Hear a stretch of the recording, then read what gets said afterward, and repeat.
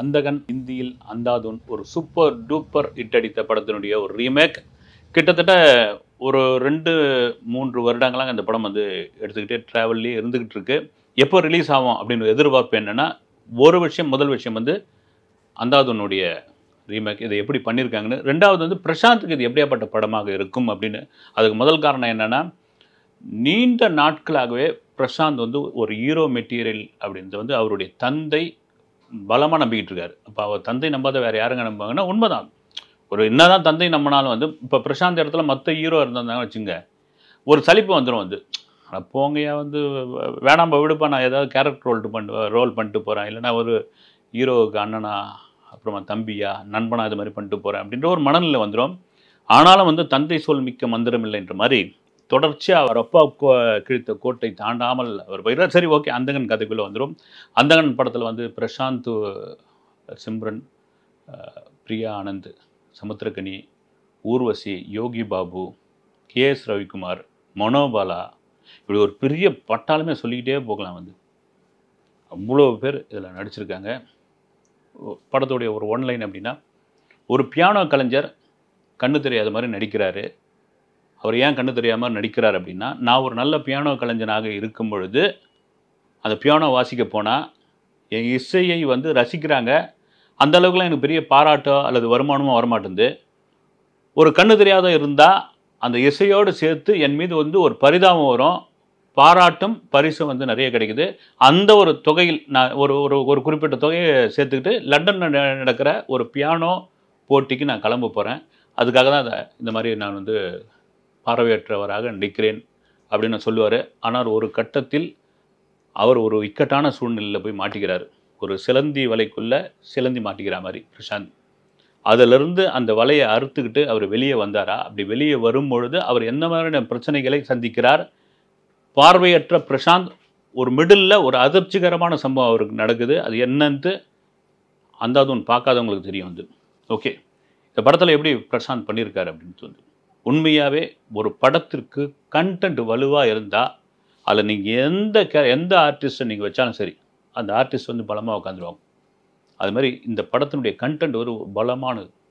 அதில் பிரசாந்த் ஓகே, கதையின் நாயகன், கதையின் நாயகி பிரியா ஆனந்த், இது எல்லாம் தாண்டி சிம்ரன், ஊர்வசி, இவங்கெல்லாம் வந்து நடிப்பில் வந்து நாங்கள் இன்னும் சோட போகலைங்க, இன்னும் ஒரு நடிப்பு ராட்சசை அப்படின்றத வந்து நிரூபிச்சிருக்காங்க.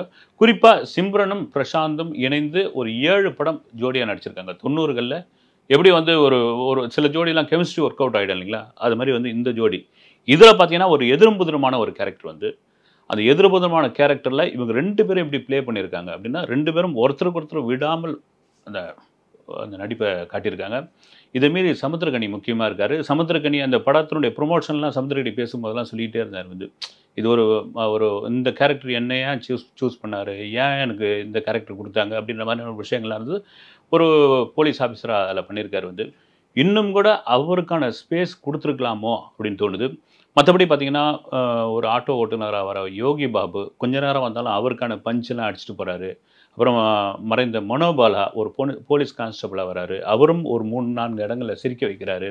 கே.எஸ். ரவிக்குமார் ஒரு டாக்டராக வராரு. அவருக்கும் வழக்கமான ஒரு பஞ்ச் இருக்கு இல்லைங்களா, அசால்ட்டாக தட்டிக்கிட்டே போயிட்டே இருக்காரு. ஓகே, அந்த படம் முதல் பாதி எப்படி இருக்குது அப்படின்போது, முதல் பாதி ஒரு ஒரு எதிர்பார்ப்பு, ஒரு விறுவிறுப்பு, அடுத்து என்ன நடக்கப் போகிறது, ஒரு த்ரில்லர் ட்ராமா, ஒரு த்ரில்லர் மூவிக்கு உண்டான அத்தனை விஷயங்கள் அதில் இருக்குது. குறிப்பாக பிரசாந்த் ஏறக்குறைய அந்த பார்வையற்றவராகவே வந்து அவருடைய அந்த மேனரிசம், அந்த நடிப்பு இதெல்லாம் பிரமாதப்படுத்தியிருக்காரு. அது ட்ரைனிங்கே எடுத்திருக்காரு வந்து.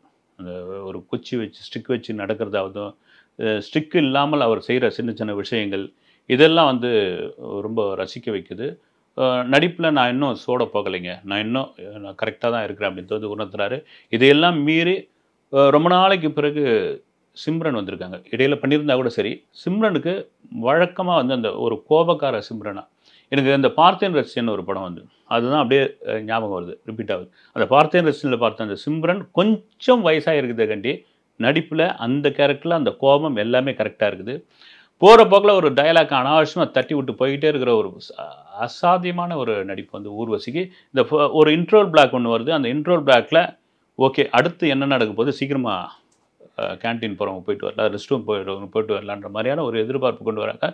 செகண்ட் ஹாஃப் எப்படி போகுது இந்த படம் அப்படின்றது, செகண்ட் ஹாஃப் தான் கொஞ்சம் லேக் அடிக்குது படத்தில். 2 மணி நேரம் 20 நிமிஷம் இந்த படம் ஓடுது. அது 2 மணி நேரம் 20 நிமிஷத்தில் செகண்ட் ஹாஃப் இன்னும் கொஞ்சம் அதை வந்து ட்ரிம் பண்ணியிருக்கலாமோ அப்படின்னு தோணுது. அதை ட்ரிம் பண்ண முடியாது ஒரு இயக்குனரா அப்படின்னு இயக்குனர் தியாகராஜன் நினச்சிருப்பாரோ என்ன தெரியல. ஏன்னா அவ்வளோ ஆர்டிஸ்ட் உள்ளே இருக்காங்க. இதெல்லாம் மீறி ஒரு கட்டத்திற்கு மேலே இந்த செகண்ட் ஹாஃபில் பார்த்தீங்கன்னா ஒரு ட்ராமா மாதிரியான ஒரு ஒரு விஷயமா ஆயிடுது. குறிப்பாக இந்த கே.எஸ். ரவிக்குமார், ஊர்வசி, யோகி பாபுடைய இந்த போர்ஷன்லாம் பார்த்தீங்கன்னா ஒரு கிரேசி மோகன் ட்ராமா பார்க்குற ஒரு ஃபீல் கொண்டு வந்துடுது. இதெல்லாம் மீறி டெக்னீஷியன்ஸ் ரொம்ப முக்கியமான ஒரு விஷயம் வந்து அதில் வந்து ரவி யாதவுடைய கேமரா உண்மையிலே 90களில் திரைப்படக் கல்லூரி மாணவர்கள் எடுத்த படங்களுக்கெல்லாம் பெரும்பான்மையான படங்கள் ரவி யாதவுடைய கேமரா பேச வைக்கும். இதே பிரசாந்த் நடித்த செம்பருத்தி படம் இப்போ பாருங்கள் வேறு லெவலில் இருக்கும். அந்த லைட்டிங்லாம் வந்து அது ஃபிலிம்லேயும் பிரமாணப்படுத்துவேன், டிஜிட்டல் கேமரா கொடுத்தாலும் அருமையாக நான் வந்து கலக்குவேன்ட்டு ரவி யாதவுடைய இது. சந்தோஷ் நாராயணுடைய மியூசிக், பாடல்கள் ஒரு 2 பாட்டு நல்லா இருக்குது. அதை தாண்டி வந்து ஒரு பியானோ கலைஞருடைய பின்னணியில் இந்த கதை போகிறதுனால ரீ ரெக்கார்டிங்கில் நிறைய பியானோ விஷயங்களை கொண்டு வந்து சேர்க்குறாரு. அது எங்கேயும் போர் அடிக்கலை.